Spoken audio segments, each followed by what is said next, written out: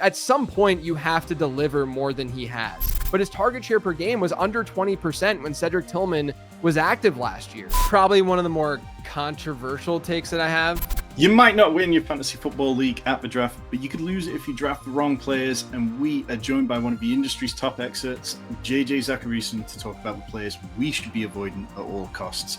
Drafts, you've got them happening imminently, so let's get straight to it.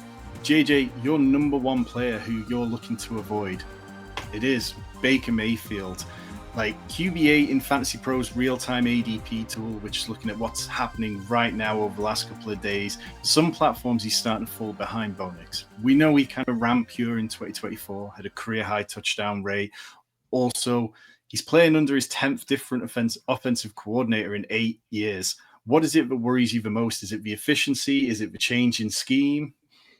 It's math for me, if I'm being honest with you. You know, the pro argument for Mayfield is pretty easy to make, I think, where, you know, you see the weapons there, they should be a good offense, and you sit there and you say regression can't hit because all they did was draft Emeka Egbuka, and it seems like Chris Godwin is going to be back maybe in October. You know, I'm not as bullish that things are just going to be all butterflies and rainbows for him, but you know, if you want to take that outlook and go that way, you know, you could. But, you know, the con side to me is just math. Like I don't think Baker has to be a worse quarterback in real football to be a worse fantasy asset this year. He scored 21.5 standard points per game last year. His previous high was 17.2. Part of what drove that was what you noted with the rushing yards. He averaged 3.3 rushing points per game. That's more than double almost any other season of his career. He finished as a QB4. His previous season high was a QB17 in points per game. But let's just say that he has gotten better and that he's finally comfortable and that this is who Baker is. That 7.2% touchdown rate is something that is very unlikely to repeat. Since 2011, we've had 15 quarterbacks with next season data who have been between a 6.7 and 7.7 touchdown rate, percent touchdown rate. That's, you know, plus or minus 0.5% of where Baker's at. Of those 15, in that season where they had that high touchdown rate, they averaged 21.4 standard points per game. The next season, their average was 17.2, and every single quarterback saw a drop in points per game from one season to the next. And so, you know, I also think, you know, the one way, obviously, that you can combat some of that touchdown regression would be, oh, the offense is going to be better and they'll score more touchdowns overall, right? And I don't know if we can really say that with Tampa Bay. Tampa Bay was great offensively last year. They had 57 touchdowns. You have, you know, Tristan Wirfs has been banged up. Obviously, Godwin is banged up. Now Cade Otton's banged up. Jalen McMillan's going to be out for the first chunk of the season. I mean, there's a lot going on where they're probably not running and they're not going to run as pure, as you noted, as they did last year. So all of that coming together, you know, they also last year saw 72% of their touchdowns scored come through the air versus, you know, that's a very, very high number. That's why that high touchdown rate basically exists. That's going to regress. And then Liam Cohen's gone. So there's this extra factor where we know that Cohen, you know, did a good job and got a head coaching gig, and we're excited about Jacksonville. We don't know what it's going to be like without Cohen in that offense and leading that offense. So I just think there's a lot of negative, lots of negatives you can point to with Baker, and it's such a deep quarterback position that I just don't see the need in a regular managed league to really reach for him. Yeah, Rich, you're a noted Mike Evans hater. Do you worry that we kind of see a further fall off from him this year? Because, I mean, let's be real. Last year, it took what was kind of an embarrassing effort from the Buccaneers to get him to 1,000 yards right at the end. Do you think that could play a big part in Baker regressing further from last year's numbers? Potentially. I think you've got to expect some regression from Mike Evans at this point in his career. But, you know, with the addition of Emeka Egbuka and stuff like that, you'd almost say that can kind of cover that potentially. But, you know, to all the points JJ just laid out, it just feels like you're paying a premium cost for a risk that there is going to be regression across the board. You know, you talked about the touchdown rate, you talked about the rushing yards. If you look at the rushing from a per carry basis, he averaged 6.3 yards per attempt last year. His career average is 3.9. Like, that's a big difference. Yes, there was more attempts. He had over 200 rushing yards more than any point in his career.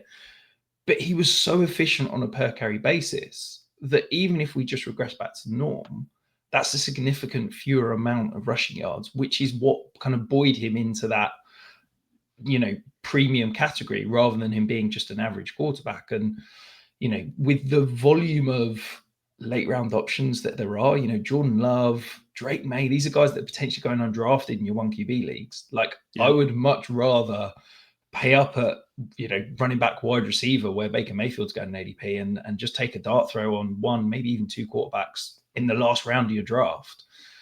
Because I don't think you're getting the security and a different upside in someone like Baker over some of those later round quarterbacks.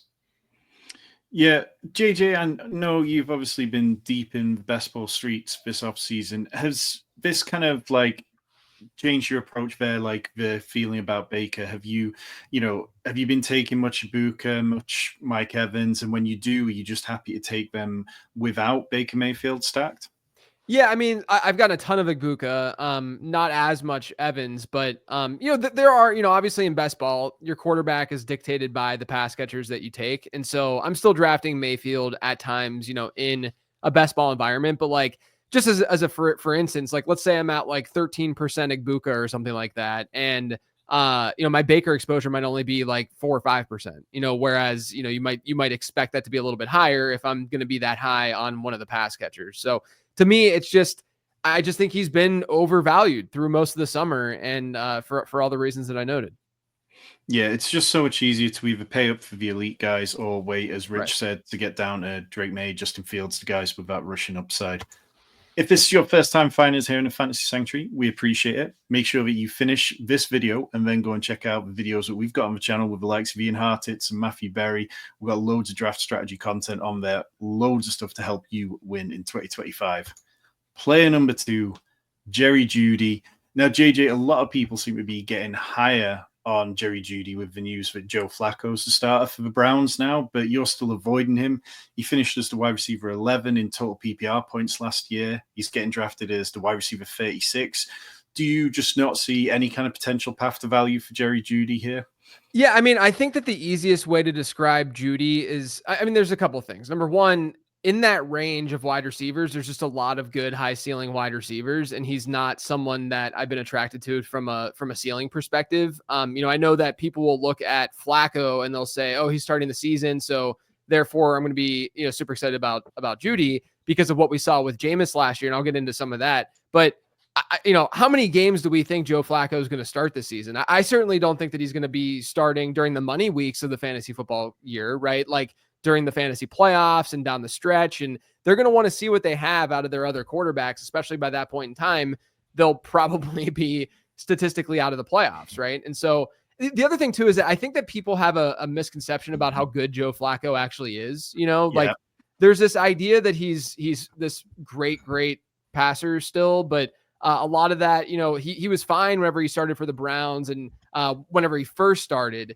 And then as that tenure kind of went on, he wasn't nearly as strong. The same thing kind of happened in Indianapolis, where it wasn't as good from like a real football perspective as people think. He's just a gunslinger, similar to what we saw with Jameis Winston. And that's really important because when you look at what happened last year in these splits with Jeudy, because there's a lot of interesting splits to look at with Jerry Jeudy. You have the split with and without Jameis Winston, where with Jameis Winston, there was a 7-week period last year where Jeudy averaged 21.1 PPR points per game. That was with Jameis Winston. So obviously that's phenomenal. That's fantastic. That's top 3 type stuff from a wide receiver, but he also had almost a 25% target share during that stretch. Outside of that split, Jeudy averaged 9.3 PPR points per game and a 21% target share per game rate. So like there's a little bit of that going on. And then the other thing is Cedric Tillman. Cedric Tillman from week 7 to 11 last year. And this was, about the time that Amari Cooper was sent and traded. And this was before Tillman's concussion. Jeudy was averaging a little low, and this is with Jameis, most of it, or if not all. But Jeudy was averaging a little over 14 PPR points per game, which is fine. But his target share per game was under 20% when Cedric Tillman was active last year. And so, like, when I'm looking at the peripherals, I'm seeing a player who I don't think got any better last year. His per route run numbers were all mostly the same across the board. It's just that in the end, the Browns were one of the highest teams in second highest team in pass rate last year. No person in football ran more routes last season than Jerry Jeudy. And that's just not something that I want to bank on year over year when there wasn't any real progression from him as a player and getting to be a different kind of player. So to me, I just think that he himself ran pretty pure whenever you look at the splits and you see what happened with Jameis there. I don't think that Joe Flacco is even necessarily going to be as big of a boon for him as Jameis Winston was, from a fantasy perspective. And I don't think Joe Flacco is going to start all season. And if there is this legitimate competition with Cedric Tillman coming back, Harold Fannin has looked great in the preseason. They're probably going to run a lot of 12. So David Njoku will be out there. I'm just nervous that Jeudy is going to be more of a floor play than a ceiling play. And he's being drafted amongst a lot of wide receivers with pretty high ceilings. Yeah, that's the one thing about Joe Flacco that I can't get over. People just forget that he was playing bad enough that they brought Anthony Richardson back in. He was averaging 3 sacks a game. He was averaging 1.2 interceptions per game. This wasn't the Joe Flacco of that beautifully clean run that he had with Cleveland, which always felt like a bit of a fairy tale. Rich, was one player that JJ kept mentioning there who I know you're very high on, Cedric Tillman. Is that where your kind of Jerry Jeudy fade comes from? Yeah, absolutely. I think, look, if you can tell me I can get Cedric Tillman 3-4 rounds later than Jerry Jeudy, and I think he's a better fit for Joe Flacco. I think he's got higher upside in terms of probably likely to have a higher ADOT, probably likely to have a higher kind of touchdown rate as a profiled receiver than someone like Jerry Jeudy. That's always going to be where I'm intrigued by, cheaper with potentially higher value targets and touches. I think that, we're talking about Joe Flacco so much. He's a 40-year-old quarterback, a guy that is now in kind of, can we even call him journeyman at this point in his career? He's probably gone past that point. That we know that it's going to be a few weeks before the Browns are probably, looking to save jobs. And Kevin Stefanski's, 2-time coach of the year. But if he starts out at, 1-5, 0-6, he's going to be trying to scramble to keep his job. And that means he's going to bench Joe Flacco and try and prove that he can turn one of these two rookies into a franchise quarterback, because that's the only way that he's going to kind of keep his job into next year. So you think even though he signed a contract extension in June that he could be on the hot seat that quickly? I know it's the NFL, not for long, all that, but... Absolutely. It is the NFL. And I think that if the Browns completely tank, if he refuses to start Shedeur Sanders, I think we've seen Haslam, listen to the media, listen to the pressure of the fans. And that there's going to be fans banging on and calling into all the radio shows and stuff, wanting to see Sanders start. So I think that Flacco's going to get benched sooner rather than later. So what's the upside of this offense in if Dylan Gabriel's the quarterback who's undersized, weaker armed, accurate underneath passer that doesn't push the ball downfield, or Shedeur Sanders, who, I've got questions about as a pocket passer, and again, isn't exactly a, playmaker downfield. Where's the upside for Jerry Jeudy? So yeah, I'm concerned about this offense as a whole. But if I could take a shot on one guy, it's going to be the guy that I think is going to have a higher ADOT, more touchdown equity, and therefore have higher value targets. And that will be where I'll kind of put my resources as such. JJ, which quarterback would you like to see starting the most? I mean, for Judy's fantasy potential, like what to give? Well, just for the Browns offense in general. Oh, I mean, if I'm them, I wouldn't even be playing. Well, I guess I'd play Flacco just to see what I have. Like elsewhere on my team to have a competent offense. Be able to move the ball a little bit more, because I do think he's probably or definitely in a better spot right now than the other two guys. I mean, I think they need to just see what they have in both of them, because they need to be able to go into 2026 and know what they're working with and be able to make a sound choice from there. And that's why I'm really nervous about Flacco being able to have a sustaining, play. Like I think his over under game started is probably around like 9.5 or so, like around that, maybe 10. I think that's high. Yeah, right. People might even think it's high, right? And so like that's the point, right? Is that like if that is high, would Jerry Jeudy be drafted here at this point, at this ADP, knowing that like if we were to just lock in the fact that Flacco's only going to play 8 games, right? And the back half of the season is going to be with one of these rookie quarterbacks that were not highly touted, where would Jerry Jeudy be drafted? To me, a lot lower than where he's being drafted right now. And that's the fear. Yeah, it's very much like kind of like the arguments you hear around guys like Tua, where it's like, oh, we don't know if they're going to play, so how can we trust Jalen Waddle? How can we trust Tyreek Hill? Like, but nobody is making that about Joe Flacco right now, probably because the backup quarterbacks, the rookies, aren't particularly good. But let's move on. And Rich, I'm going to come to you as our resident Jets fan, because Garrett Wilson signed a huge extension, 4 years, $130 million, goes around pick 40 in consensus ADP. As a Jets fan, how do you feel about JJ fading Garrett Wilson? Look, this hurts. I'll be honest. I love Garrett Wilson. I'm a huge fan, but I kind of get it just from a pure volume standpoint. You know, the Jets last year were at 35.7 pass attempts a game. You look at Justin Fields in games he started last year was 26.6. The year before he was 28.5. If we're giving him 27 pass attempts a game, which I think is a fair number, even at a 30% target share, Garrett Wilson's going to command 8.1 targets a game. Last year, he was at 9. Yeah. So even if he's seeing a 30% target share, we're seeing fewer volume. And that's also potentially, you know, we've seen plenty of film as a Jets fan of Justin Fields missing guys wide open in training camp. So potentially the quality of those targets is going to decrease as well. So, yeah, look, I love Garrett Wilson. It hurts me to hear people fading him, but just from a pure volume standpoint, I do get it. Yeah. JJ, like, what round would you like to see Garrett Wilson in, and what's kind of driving the fade? Yeah, you know, it's been a situation where like I've kind of been moving with the market in terms of like I've been lower than the market all off season, and as he's fallen, I've fallen also with him. Like I think once you get into like the mid fourth, into the late fourth, and into the fifth, like you get that wide receiver tier that I was talking about earlier, where it's just there's so many good wideouts to choose from, and you feel really good about them. And honestly, this is why like I think everyone that's drafted feels that like third round dead zone where you're just like, oh, I guess because there's nothing here, I'm going to take an elite quarterback, or because there's nothing here, I guess this is Amari and Hampton. You know, like you're kind of there's this like firewall that you hit. And I think Garrett Wilson's on the other side of that. Whereas before people were comfortable that he was on the favorable side of that. I think he's on the other side of that.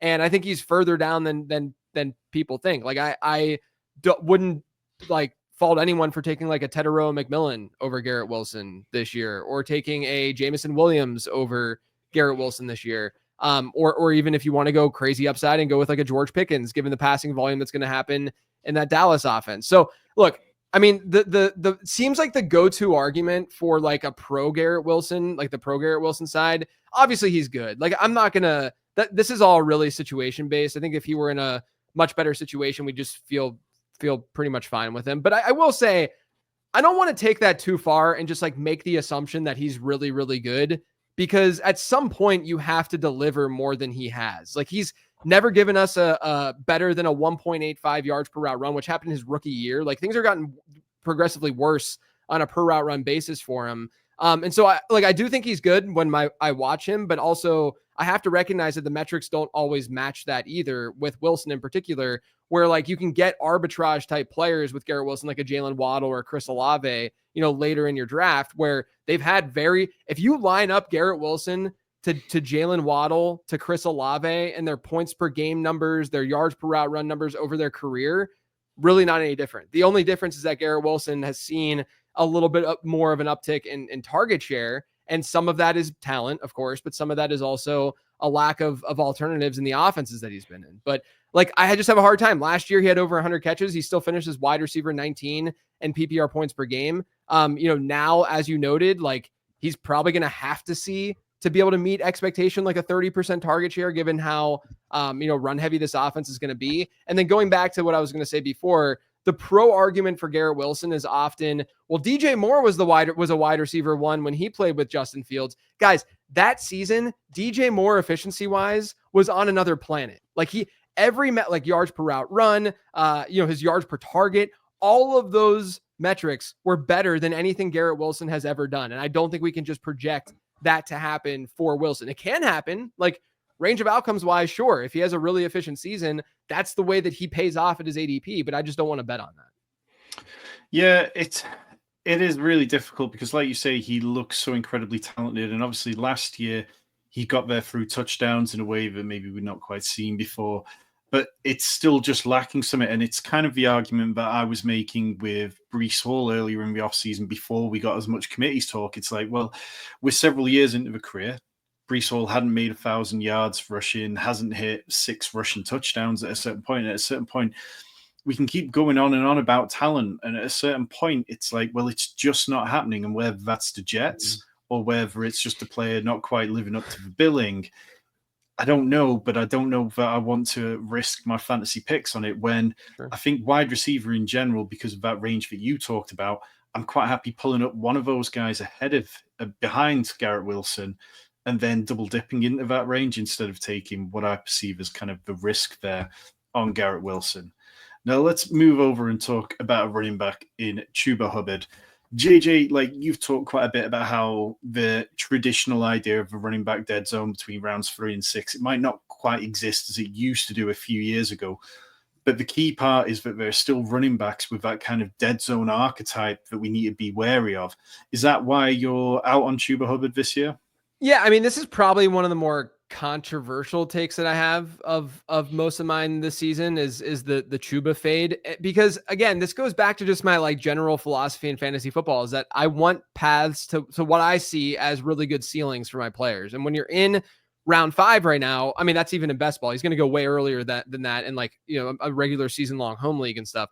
When you're in that area, like I said, there's so many good wide receivers that I want, and I would much rather opt for the wide receiver in that range than going with Chuba Hubbard. And there's some logic behind this. You know, Hubbard last year had an 83% running back rush share per game rate, which is really, really high. Players with over an 80% rate historically have seen regression, usually around 10 percentage points, like 10 to 15 percentage points on average year over year. So that's going to be a tough number to replicate. And we also even have, you know, an example of, you know, like last year, he has this really high running back rush share, and you ask yourself, well, why did that happen? Well, I think he's talented. Like, I think that he's a good, you know, between the tackles runner, but also they didn't have anyone else in that backfield to steal any work from him, right? When Jonathan Brooks came back, obviously the first week he's back, they're not going to give him a decent workload, but the second week before then, the third week he got hurt. So we had this one game of Jonathan Brooks in that offense. In that game, he not only was able to see about a third of the team's running back rushes. So Chuba's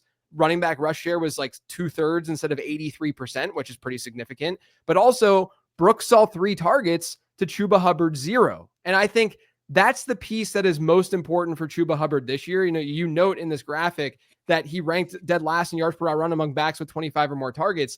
I did some research this offseason. One of the easiest ways to spot and to predict target share for the next season is by looking at previous season yards per route run. And Chuba has not been good in yards per route run basically throughout his career. And last year, he really hit that mark where you're like, oh boy, like something might change here. Because he had like a 12 to 13% target share last year, which was really healthy and really good. But, you know, look at what then after we see this season go down with Chuba, what are the moves that Carolina ended up making? Well, they go and they get Rico Dowdle, who's good in pass pro, good enough 3-down back. Not to say that he's like a leader or anything, but he can play a pass catching role and be a change of pace for them. And then they also go out and they draft Trevor Etienne, who quite literally profiled as a pass catching running back coming out of college. And so what that tells me is that horrendous 0.51 yards per route run rate, that is indicative of how the team might be viewing him as well. And so I just look at him, you know, they have Tetairoa McMillan, and, you know, there's only a 100% target share pie to go around in an offense. And Tetairoa McMillan is there. Obviously, Jalen Coker taking a step forward. Maybe Xavier Legette takes a step forward. Jatavian Sanders looks like he might be like, there's a lot of potential breakout stars and players in that offense, to the point where I'm sitting here and I'm like, I think there's going to be more of a rotation in that backfield than we saw last year. And if there is, and look, they have a good offensive line. Like I think that's the thing. Like, I don't think that Chuba is the Zamir White of this season, right? Where like it could really, really go south and he just loses his job. I don't think that's what's going on here. I think that he could easily be a 220 plus attempt player. I just don't really want 220 plus attempts with a 6 or 7% target share in the range that he gets drafted, when there's so many good wideouts and even, you know, other good running backs that get drafted around him. So I'm a couple running back spots below market with Chuba, but then I'm a lot of overall spots lower than the market with Chuba. I think it's worth mentioning as well that Bryce Young started showing a bit more in the rushing game last year. And we know, once quarterbacks have that faith in themselves that they can tuck it and run, that they don't always check down as much as well. So that could play into just the amount of running back targets that go if Bryce Young's able to take another push there. Rich, obviously you spend a lot of your time in the Dynasty streets and evaluating things from a buys, sells point of view. Last year, I'm sure we were talking about Chuba Hubbard as a buy through the season. Like, is he somebody that you've been looking to get rid of and get out on this offseason, or are you more neutral on him? I think it's just a bit of a dull volume-based RB2 that doesn't offer any upside. So it's not a guy that I'm particularly looking to go out and buy. If you're having to spend a second-round pick, I would rather chase the upside of one of the older backs in terms of like an Alvin Kamara or a Tony Pollard, someone like that I feel may not have perhaps 2-3 years of production, but can probably give you better production in the short term. I think that the thing with Chuba Hubbard that's also worth looking at is not just that the Panthers have gone out and signed Rico Dowdle and drafted Etienne. It's the timing. Dowdle was signed on the first day of free agency. This isn't like a guy that they brought in, in April or May, just as, a complimentary piece. That was a first day of free agency signing. The contract doesn't look massive. It's 2.75 million, but it's got potential to get up to 6. So, there is a world where Rico Dowdle can earn a bigger share. And we're sitting here talking about the upside of Chuba Hubbard. If Rico Dowdle starts to eat in some of that running back rush share, yeah, okay, he's not going to disappear, like you said about Zamir White. But if he's a 55-60% rush share guy, is he even flex worthy if he's, potentially not going to get any receiving work and probably not going to get a huge amount of touchdown equity? Yeah. It's fragile. It's a very fragile situation. The other thing with Dowdle in that contract, Dowdle is from the Asheville area in North Carolina, and he went to South Carolina for college. So like, I don't know how much that played into like him wanting to be in this area. And I say this area because I actually live in Charlotte, so I'm very close to where they are. But like, could that have played a role into like why his contract looks the way that it does also? The other thing with the running back contract stuff, and I know it's kind of a tangent, but I always wonder, like, do we look too far into the running back stuff in particular? Because the delta between like, a decent running back contract to an average running back contract is still like $1 million or $2 million, which is really not going to move the needle that much anyway, Yeah. Well, we got a couple more players to get to, and we're going to go over to one of Rich's. Terry McLaurin, hot off signing a contract extension, 3 years, $96 million. Look, Rich, why are you hating on last year's half PPR wide receiver 6?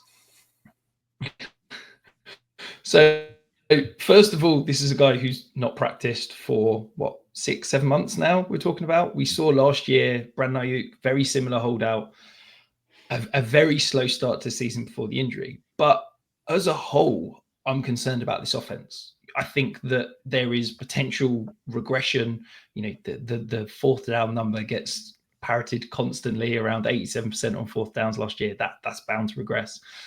I think that we've seen time and time again with Cliff Kingsbury offenses that the league tends to catch up to him because it is quite restricted in terms of, Terry McLaurin lined up over 80% of the time in one spot last year, and there's not the nuance and the movement. So if teams are spending time looking at it, they can catch up to it. But also, this offensive line has been completely real big. They were coming into last year expected to be bad. Cliff Kingsbury got them playing above average. But Sam Cosmi was, he was the reclamation project last year. He was their best offensive lineman. Well, he's out to start the season. There's not really been a huge amount of information around when he's due back.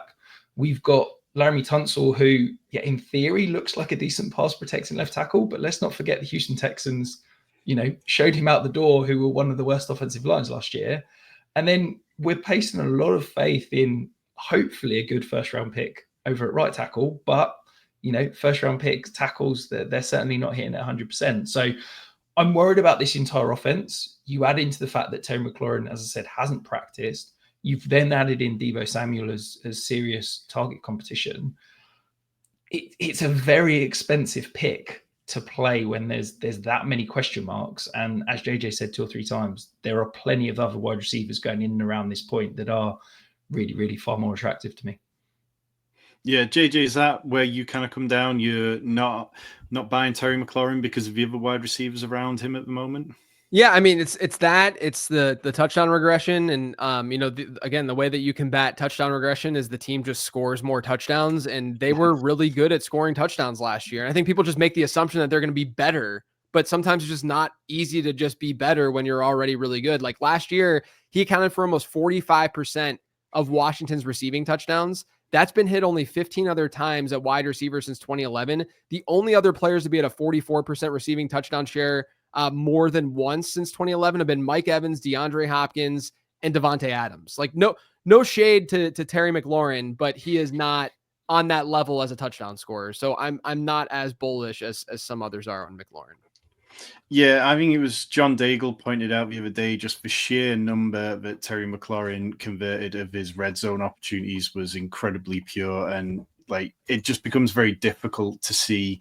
And like even Jamar Chase last year, when he had held out, came back from his kind of contract dispute and didn't hit the ground running. Now, obviously, he turned that around, but it's kind of like the exception to the rule a lot of the time. So my general rule of thumb for a lot of things these days is I don't really want to be drafting guys who are getting injured during camp, and I don't want to be drafting the guys who are in contract disputes because it doesn't tend to work out so well. Now, one guy who I've put on here who got his contract sorted out long ago is Evan Engram. And I think there's just a lot of wish casting about him being the so-called joker in this offense. He ranked 28th in yards after the catch last year. He only had 13.5, and he's only scored over 4 touchdowns just once in his career, and that was his rookie season in 2017. So if he's not giving us yards after the catch, if he's not a true touchdown scorer, his only path to paying off is receptions, which is where he got there last year. You know, he ranked 6th among all tight ends with 5.2 per game. Now, the Jags, they frequently found themselves in pass-heavy scripts due to having a pretty terrible defense. The Broncos' defense could easily be the best in the league this year, and if that means they're passing the ball less, then that could eat into it. I also just think that Sean Payton, like, he mixes up his game plan so often that I think, you know, we see weeks where it's Marvin Mims, where it's Troy Franklin, where it's who knows alongside Cortland Sutton, and I don't want to bet on that. JJ, are you with me on the Evan Engram hate for this year? Yeah, look, I went from being like, yeah, I'll probably draft Evan Engram to like over the last couple of months thinking about the situation more, looking at the wide receivers more, and landing more on your side where he hasn't been the most efficient tight end, you know, throughout his career. He's been pretty volume based. Now I think he's solid, and I think he can play a possession role. It's just that is that volume going to really be there in an offense, like you said, that or on a team that the defense is really good. The offensive line is elite too. And so when you combine those two factors, you could easily see a pretty ground and pound approach. And look what they did this offseason. They completely revamped the running back room, spending up on for RJ Harvey in the draft and then getting J.K. Dobbins. So I think that the offense in general just might be more run heavy than we'd like. And if that's the case, then it's going to be hard for him to see the volume that he needs.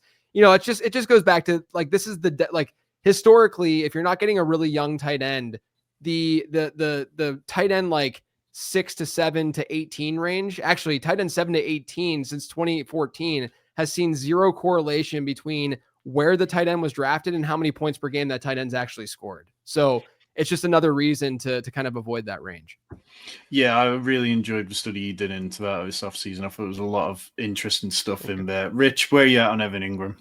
Yeah, I started when he signed. I was like, oh, Sean Payton, tight end. I'm really intrigued by this. And then I went and actually looked at it, and I was like, oh, actually, Sean Payton basically had 4 phenomenal years with Jimmy Graham. And then other than that, you know, the best tight end he's had has been Adam Troutman. Like he's basically not had production at the position. Hell of a blocker. But then I went and looked at it even further, and I was like, well Jimmy Graham I don't remember him being a similar player to Evan Engram. Jimmy Graham, those 4 years, his average depth of target, 9.8, 8.8, 10.6, 8.6. He was stretching the field. Evan Engram, career average depth of target, 6.4. Last year, he was at 5.8. Like, he's never been used downfield threatening the seam. He's just been that kind of check down Charlie option. Yep. That's not how Sean Payton used Jimmy Graham. So I don't feel like we can sit here and say, well, Jimmy Graham was great 10 to 15 years ago, so Evan Ingram's going to be great now. Like it just feels like we're wish casting, quite frankly. So yeah, at cost, I'm quite happy to leave him for someone else. Well, let's talk one more tight end. JJ's last fade. And JJ, this just feels mean. Travis Kelce announces his engagement this week, but you're not drafting him. Like, surely, if ever there was an argument for a guy getting in the best shape of his life, it's to get married. What is it about Travis Kelce that you're not buying?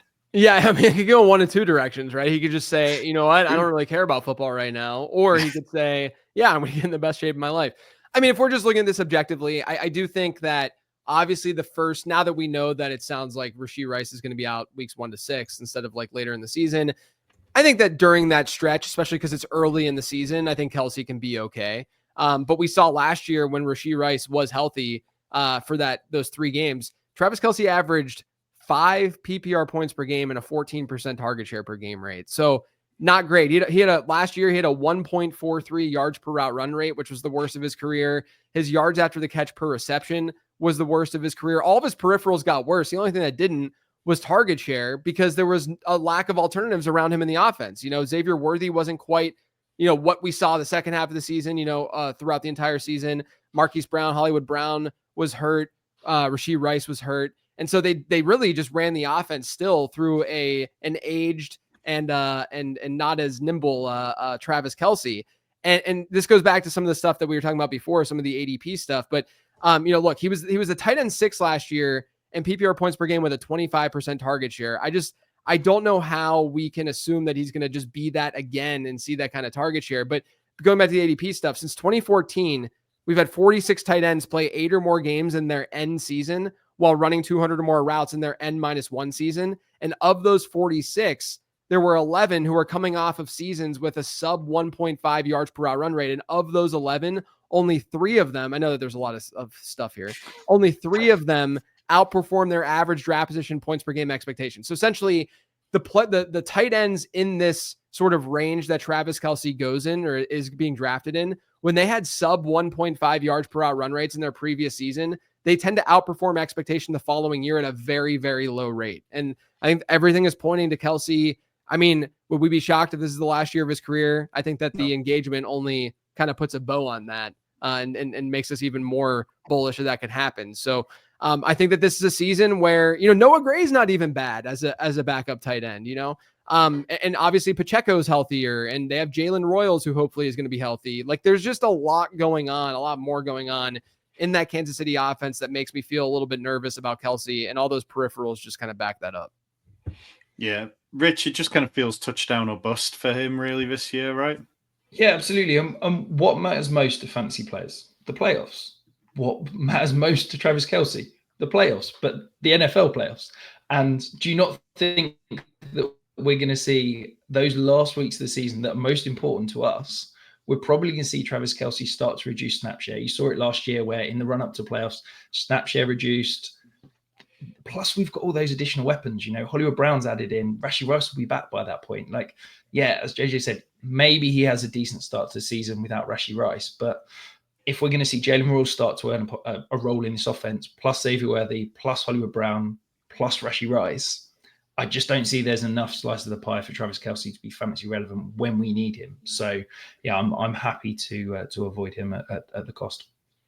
Yeah, just any time that you're betting everything on pure touchdown production just feels a little bit worrisome. And at his cost right now, going ahead of guys like Mark Andrews, going ahead of Tucker Kraft, like I'm not having it. But that's a conversation for another day. JJ, we've taken up plenty of your time. It's a very busy time of year. What should people be looking out for from late round QB this week?